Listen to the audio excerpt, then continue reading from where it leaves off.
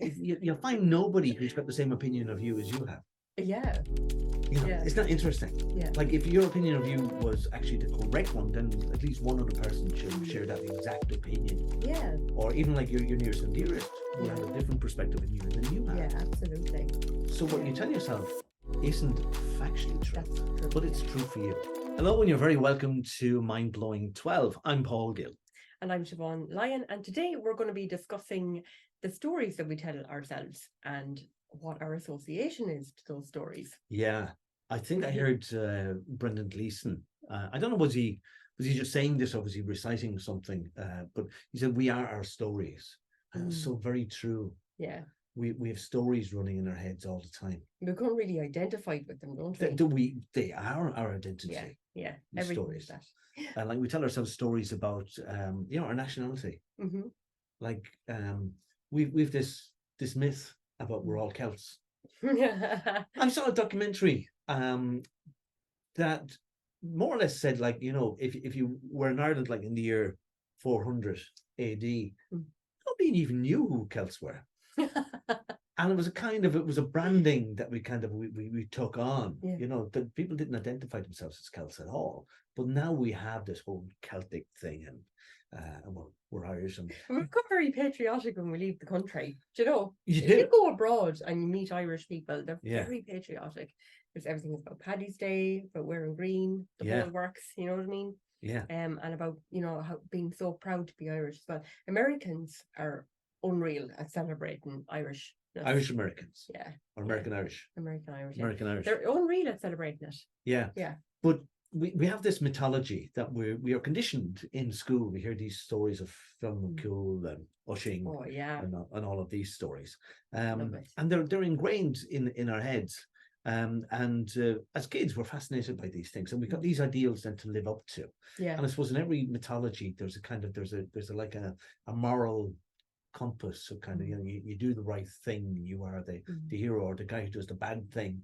Maybe ultimately karma gets him. So they're there to educate us, just in the same way as fairy tales. A lot of fairy tales, I would think, I'd love to tell your kids fairy tales. But they were very dark fairy tales in their original forms. Hansel and Gretel and stuff like this. There was a lot of bad stuff in there. So weird. Rapunzel being trapped in a fucking tower, not cool. Yeah, and I think that nursery rhyme, Ring a Ring a Rosary, a pocket full of posy, a tissue we all fall down. I think that was about the plague originally. Really? Yeah, something like that. Like it's kind of like you sneeze and you spread the plague and everybody falls down. They're dead. That's why they fall down. And you got kids running around singing these things. Horrendous. But we tell ourselves these stories, and you know that you're familiar with that. It was book and film Walter Mitty. We have this. No, I don't think it's like a fantasy life inside of our heads. Like I've helped people over the years who've had this like hero fantasy where they're the hero and they're going to rescue everybody and got these superpowers. Even all of these stories like you see in films now, Marvel characters with superpowers. Yeah. Nobody's interested in somebody who hasn't got superpowers. Who's your favorite Marvel character, guys? It used to be the Hulk when I was growing up, but I didn't like the Marvel version. the one where they have them animated. I used to like Bruce Wonder Banner. Woman. Wonder Woman is my thing. Lou Ferrigno. The original one or the current one? Oh, the original Wonder Woman. She's amazing. But what she did was to have this rope and kind of threw it around people. She kind of could incapacitate with this rope. She was amazing. Yeah. She was up there. She was hardy. She was tough. What's she doing now, I wonder? I don't know, actually. Is she still alive even? I don't know. She's probably doing Wonder Woman stuff in a nursing home somewhere. Oh my God. He's so bold, isn't he? She would be at that age. I mean, if she would have been in her probably 20s or 30s, like when I was growing up. Yeah. So she's well into 70s or 80s. Linda Carter, that's her name. Oh, popped into my head. Love it. I wasn't a fan. I never used to watch it. But it's in a lot of psyches. I remember a guy came to me one time who like he kind of wanted to basically save the world, save everything, save cats, save dogs, save pigeons, rescue things. Yeah. But when I got into it with him, it turned out that he was trying to rescue his younger self. He had a horrendous childhood, not brilliant. And he really wanted to go back and be able to rescue his younger self. So he was rescuing everybody else. He was projecting that out into the world, rescuing everybody else. And the guy, had this idea, like if he was driving along the road, that he had to be at such a town in at this particular time, or he had to pass out 3 cars before he get there because that's the thing to do, and that, you know, he saved the town and whatever. He was just driving through the bloody thing, you know. Wow. He had all these stories that were running and running and running and running in his head. But these stories have an effect, and they can be very useful, because I think I said in a previous podcast, where if you role play somebody that's a hero to you, you become imbued with their powers and how they think. You become somebody other than yourself. Yeah.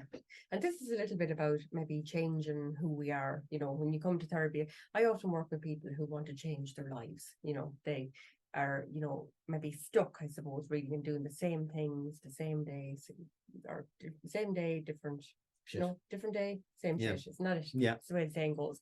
And they get locked into doing certain behaviors or certain routines, and it becomes really depressing, actually. You know, you get depressed, you feel anxious about different things, and you just need to change that.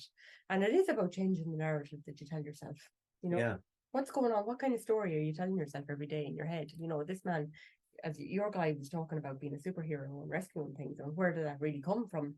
As you said, his childhood was distorted, and he had a bad childhood, and you know, this is maybe how he escaped. And I suppose he was exposed in childhood then to movies and shows and where the hero did come in and do exactly that kind of thing. Yeah. So, you know, you're conditioned. You know, like a lot of little girls are conditioned with the princess, Prince Charming. Yeah, and they're the princess thing, and the Prince Charming is going to come in and you know, take them away. Everything's going to be happy. That's unrealistic. Yeah, absolutely. It never happens like that. You know, life is not like that. That's why these are called fantasies, though. I think we forget that we're watching fantasy. I don't know. I think a lot of movie makers, like, you know, a lot of mainstream movies, I have no interest in. If I'm flicking through Netflix or whatever, I kind of, oh, it's the same bloody scenario just been rehashed in different characters, different whatever. Yeah. And you have these things like, you know, like the hero's journey, like, you know, The Hobbit or Lord of the Rings, where he sets out, he's a nobody in a little village, and he goes on a big quest. He has a friend, and they encounter to fight all of these bad guys, and they get the prize and they bring it back. Yeah, and they learn things. That's endemic in most cultures, isn't it? Yeah, definitely. You know. Yeah. Like Paulo Coelho, the writer, would have written a lot of those. His first big story was one like that. This guy was like a shepherd boy, just out minding sheep, and he wanted to kind of explore life, and he wanted to, you know, so he goes off, he leaves the field, and he goes off on a massive big adventure, but he comes back and he realizes that the treasure is actually buried in that field that he left. Something like that. I'm paraphrasing the whole book. Yeah. Right down. But you're right. What you mentioned there, that we're telling ourselves these stories anyway.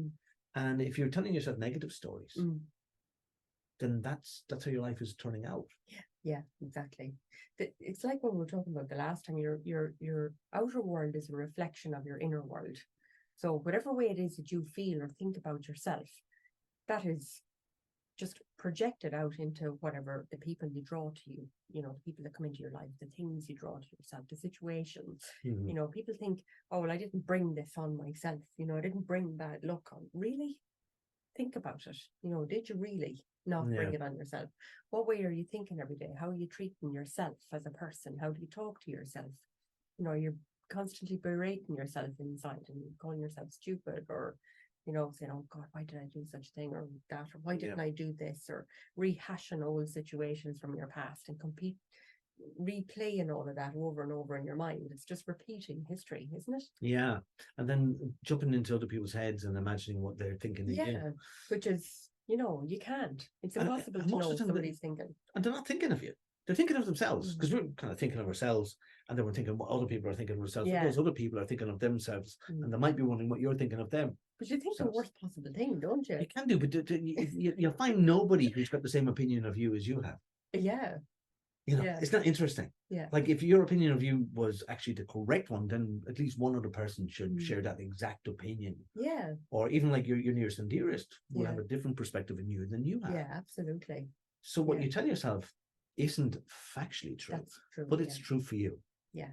Yeah, that's your truth. It becomes your truth because that's what you tell yourself. So I think in therapy, then, when we're working with people's stories or the narrative that they tell themselves, it's really important to kind of open that out a little bit. Say, well, what story do you really want to have in your life? You know, what do you want to tell yourself?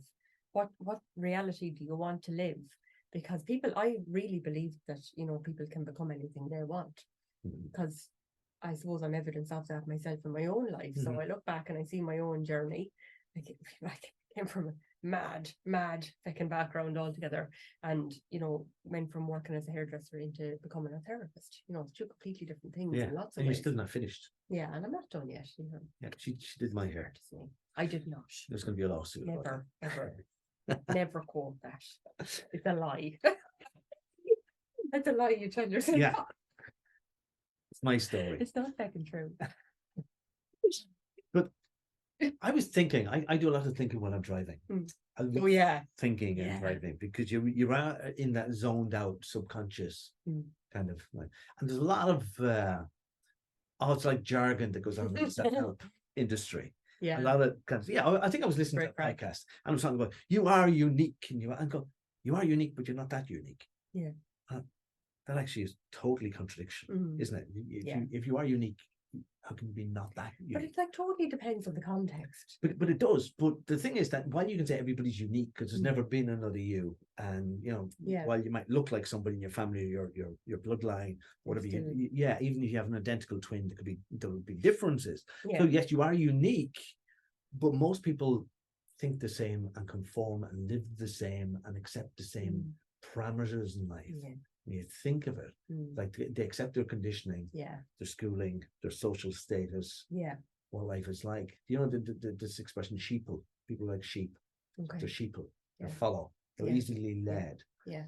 So you can't go, how can a load of unique people be easily led? So they're not that unique. Yeah. You remember like that famous line in The Life of Brian, Monty Python, Brian said, "You're all individuals," and they all chant back, "We're all individuals."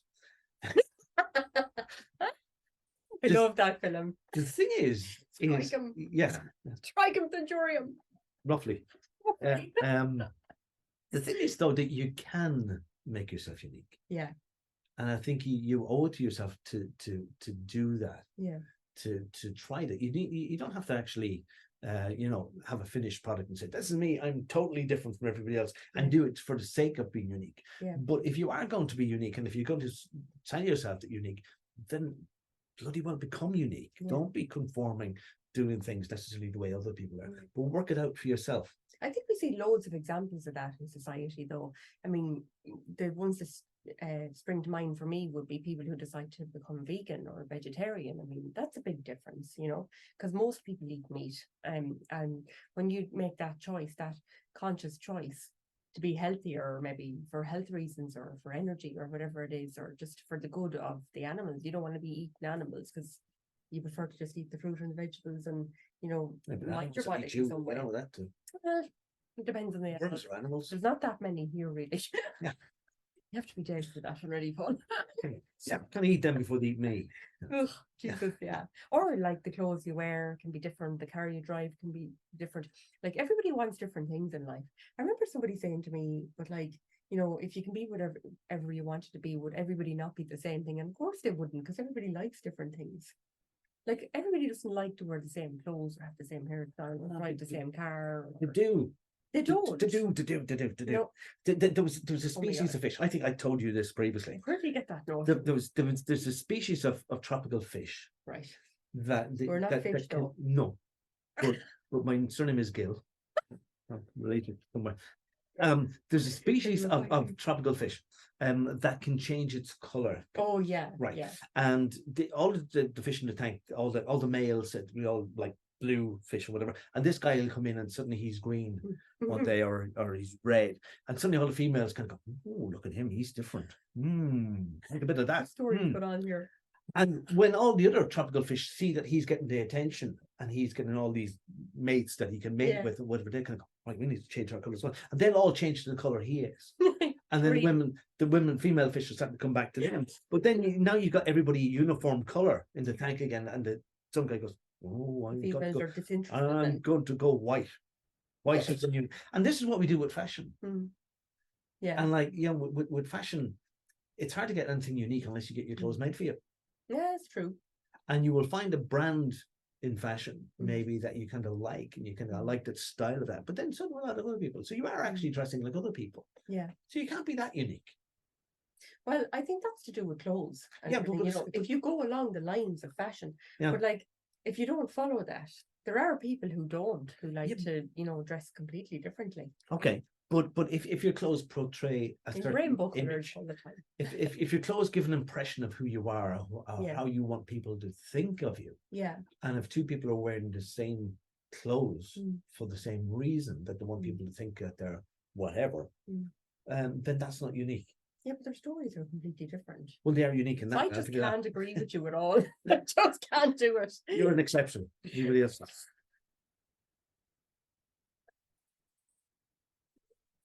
So this thing was in my head driving in my car. What do you think, by the way? You're unique. I'm not interested in what they think. You are unique, but you're not that unique. But should it be an issue? Should you want to make yourself unique? And I think that you need to let the world know that you were here. A statement. It doesn't have to be anything extraordinary, but just something that you leave your mark in the world. And some people do that through their kids, or through their legacy, or they'll write a book, or create something, and everybody remembers them. But it doesn't have to be anything astonishingly, fantastically brilliant. But you do have to let the world know that you were here. Yeah, I think. Put your own little stamp on it, whatever way that is. I see so many wonderful mothers actually at the school, and they're so into everything with their kids. One in particular springs to mind, and she's constantly going to Gaelic and soccer and Irish dance with her kids, and she's the nicest kids. Like, they're so happy and fulfilled, I think, by what they're involved in, and they really feel a part of that community, in both of those things that they do. And I just really admire her, because she's just amazing. Like, she is so selfless, like, in that, as a mother. And there's many people like that do different things, don't they? Yeah. But if you're part of the community, then are you conforming? Being like everybody else in that community? Well, I suppose there might be a certain pressure. Depends on how you were raised. But again, Paul, not everybody was raised like that. Just provoking a response. I wasn't raised like that. So, like, I was raised to go fishing. You're talking about fishing. Right. My dad used to bring us fishing, and he used to bring the lads shooting and that kind of thing, So that was the hunting kind of thing. And then my mother taught us all how to bake and cook and pluck a pheasant, whatever, I was going to say your dad was a vegetarian, wasn't shooting vegetables. No, there was no vegetarians in our house. They're all heavy meat eaters. They're all eating. Yeah, they were definitely. We've none of that crack going on. We've come to the end of this episode, which absolutely flew. Like us, share us, download us, subscribe to us, or whatever platform. And let us know what you think of Paul's notions. So we're all the same. I'd love to hear your feedback on that. Never mind him. Just ignore that manipulation there, lads. Talk to you soon. Bye.